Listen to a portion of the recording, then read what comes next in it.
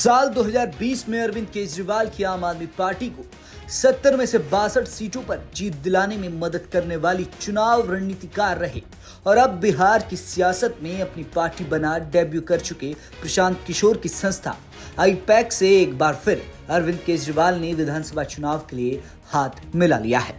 जी हां, बता दें कि आम आदमी पार्टी को उसके चुनाव अभियान की रणनीति बनाने में मदद करने के आईपैक की एक छोटी टीम दिल्ली पहुंच गई। बाकी के लगभग 40 से 50 लोगों की टीम के अगले हफ्ते दिल्ली पहुंचने की उम्मीद है।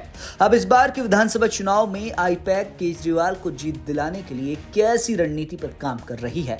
साल 2020 में कैसे आईपैक ने केजरीवाल को जीत दिलाई थी, 2020 से 2025 का ये चुनाव कैसे अलग है, चलिए इसे समझने की कोशिश इस रिपोर्ट में करते हैं।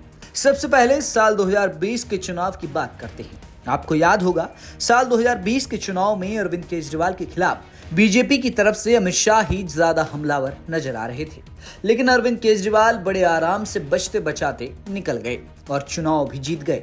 वो इसलिए क्योंकि साल 2020 में अरविंद केजरीवाल का चुनाव कैंपेन प्रशांत किशोर संभाल रहे थे। शाहीन बाग का मुद्दा उस समय काफी गर्म था। पूरी की पूरी बीजेपी शाहीन बाग धरने को लेकर अरविंद केजरीवाल को उकसाने में लगी थी, लेकिन अरविंद केजरीवाल और उनकी टीम ने पूरे धैर्य से काम लिया और उसमें प्रशांत किशोर की बड़ी भूमिका समझी गई।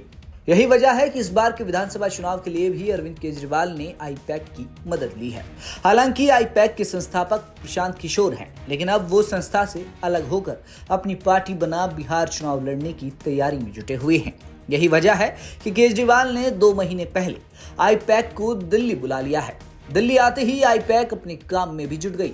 माना यह जा रहा है कि इन दिनों दिल्ली में बिगड़ती कानून व्यवस्था का हवाला देकर अरविंद केजरीवाल जो रोजाना गृह मंत्री अमित शाह पर निशाना साध रहे हैं, उनका इस्तीफा मांग रहे हैं, इसके पीछे आईपैक की सोची समझी रणनीति है। वो ये कि इस बार फोकस अमित शाह को काउंटर करने पर ज्यादा होगा, जिस काम में अरविंद केजरीवाल 2 महीने पहले से ही जुट गए हैं। केजरीवाल जानते हैं कि बीजेपी इस बार और भी ज्यादा आक्रामक कैंपेन करने वाली है, इसलिए अमित शाह के खिलाफ पहले से ही माहौल बनाने में लगे हैं। बाकी का काम तो आईपैक की टीम संभाल ही लेगी। अरविंद केजरीवाल ने मोदी का नाम लेना पहले ही छोड़ दिया है और ये उनकी रणनीति का हिस्सा है। वो किसी भी सूरत में मोदी समर्थकों की नाराजगी नहीं मोल लेना चाहते। ऐसा वो पहले भी कर चुके हैं और इसलिए अमित शाह के रूप में पहले से ही अपना टारगेट चुन लिया है। आइए जानते हैं कि अरविंद केजरीवाल अमित शाह पर क्यों हमलावर हैं। अरविंद केजरीवाल जानते हैं कि दिल्ली में उनकी बराबरी का कोई बीजेपी नेता नहीं है जो उनको मुश्किल में डाल सके। ऐसे में अगर अमित शाह के हमलों को संभाल लिया जाए तो चुनाव काफी आसान हो जाएगा। अमित शाह की आक्रामक कैंपेन स्टाइल तो जग जाहिर है ही, उनकी कही बात दूर तलक जाती है। चुनाव में उनकी बात का असर ना हो, इसलिए केजरीवाल पहले से ही उनकी मोर्चेबंदी कर रहे हैं।